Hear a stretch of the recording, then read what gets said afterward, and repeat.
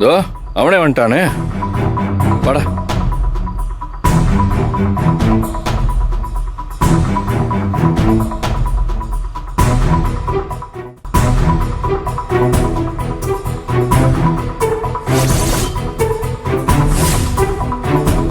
இன்னும் அவன் கையில் ஏதோ போட்டோ எடுத்துட்டு வரான். என்ன போட்டோ? டியூட், என்ன தூக்க முடியாம தூக்கிட்டு வர? என்ன போட்டோ அது? கேக்குறல்ல பிரீத்தி, அந்த போட்டோவை கொஞ்சம் திருப்பி காட்டுடா. என்ன போட்டோ அது?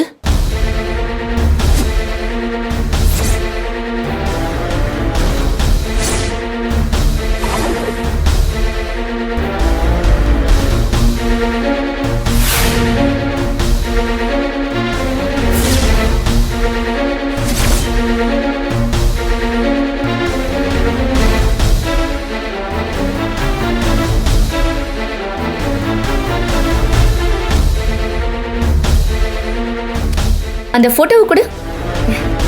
இந்த குட்டி பாப்பா எவ்வளவு அழகா இருக்கான். விக்ரம், இது பிரீத்தி கொஞ்சம் அமைதியா இரு. டேய், இந்த போட்டோ உனக்கு எப்படா கிடைச்சது? இந்த ரூம்குள்ள போகாதீங்க, இந்த ரூம்குள்ள போகாதீங்கன்னு சொல்லி ஒரு ரூம் பூட்டியே வச்சிருந்தீங்களே, அந்த ரூம் கதவே எனக்கு திறந்துருந்துச்சு. அதுக்குள்ள போய் ஏதாச்சும் விளையாடுற பொருள் இருக்கான்னு பார்த்தேன். ஆனா அந்த மாதிரி எதுவுமே இல்லை. இந்த போட்டோ மட்டும்தான் கிடைச்சது.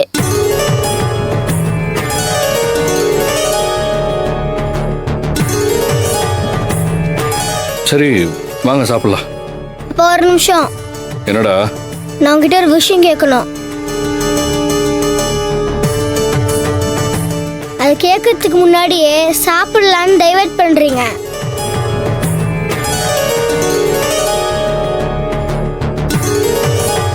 அப்பா, அந்த போட்டோல நீங்க இருக்கீங்க, நான் இருக்கேன். ரெண்டாவதா ஒரு பாப்பா இருக்குல்ல, அந்த குட்டி பாப்பா யாருப்பா?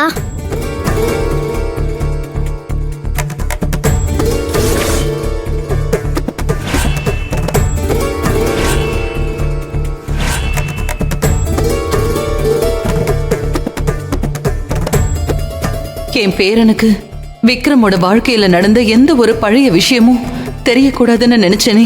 ஆனா இப்ப இவ்ளோ கேள்வி கேக்குறான். என்ன பதில் சொல்றது? கவினை எப்படி சமாளிக்கிறது?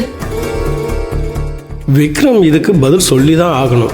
என்ன சொல்றான்னு பாப்போம். உங்ககிட்ட தான் கேக்குறேன்.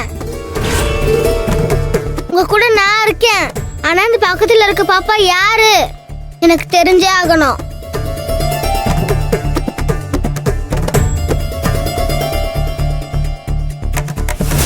அது பக்கத்து வீட்டுல இருக்கிற குட்டி பாப்பாடா. தாத்தா, உங்களுக்கு பொய் சொல்லவே வராது. நீங்க தயவு செஞ்சு பேசாதீங்க, அமைதியா இருங்க. இப்ப உங்களை தான் கேக்குறேன், இந்த போட்டோல இருக்க இன்னொரு குட்டி பாப்பா யாரு?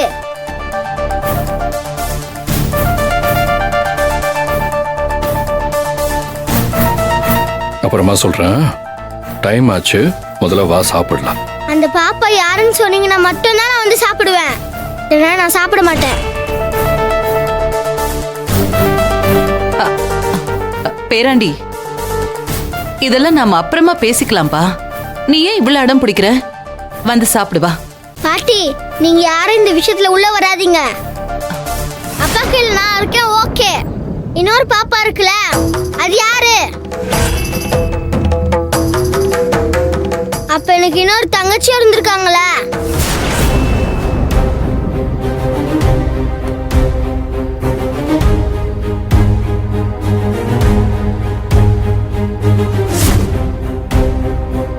பேராண்டி, என் கொள்ளு பேரை ஏதோ கேக்குறான்ல, பதில் சொல்லுப்பா.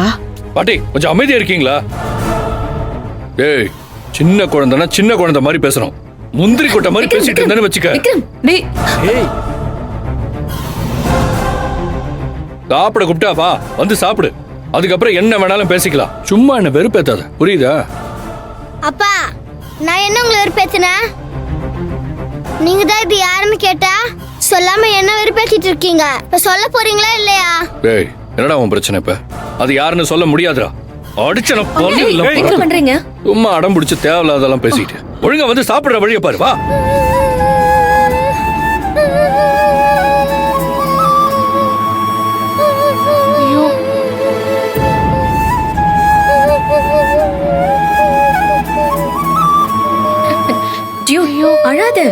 சொல்றேன்ல.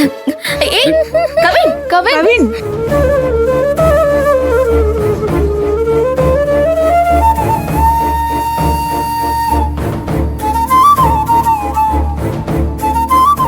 ஏன் விக்ரம் உன்னோட பழைய வாழ்க்கைய பத்தின பேச்சு எடுத்தாலே உனக்கு இவ்ளோ கோவம் வருது?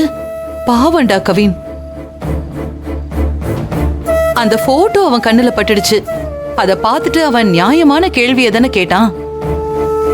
அதுக்கு நீ இப்படி ஹார்ஷா நடந்துப்பியா? போடா போய் அவனை சமாதானப்படுத்து.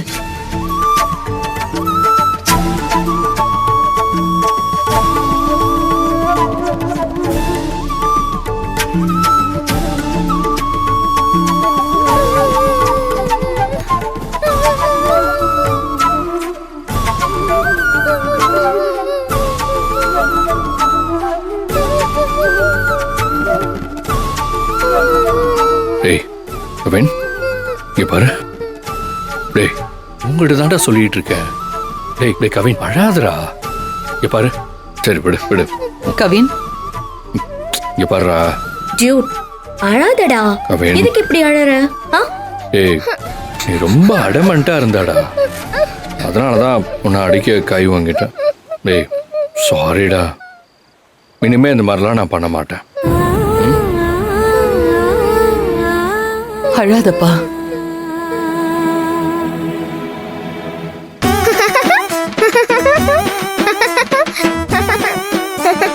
இங்க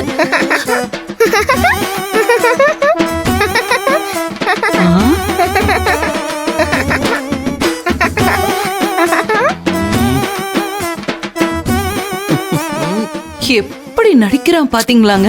என் பேராண்டி கமலஹாசனுக்கு டஃப் கொடுப்பான் போல இருக்கு. டக்குன்னு பெர்ஃபார்மன்ஸ மாத்திட்டான்.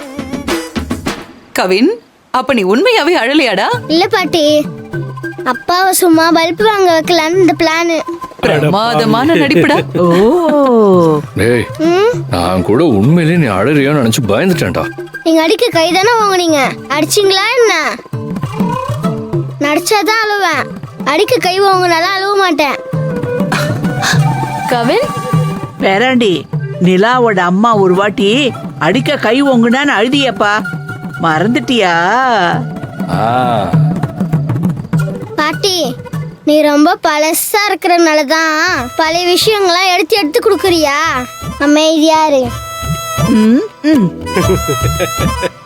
எனக்கு அதெல்லாம் தெரியாது. அந்த போட்டோல இருக்க குட்டி பாப்பா யாருன்னு எனக்கு தெரிஞ்சாகணும், அவ்வளவுதான் விஷயம்.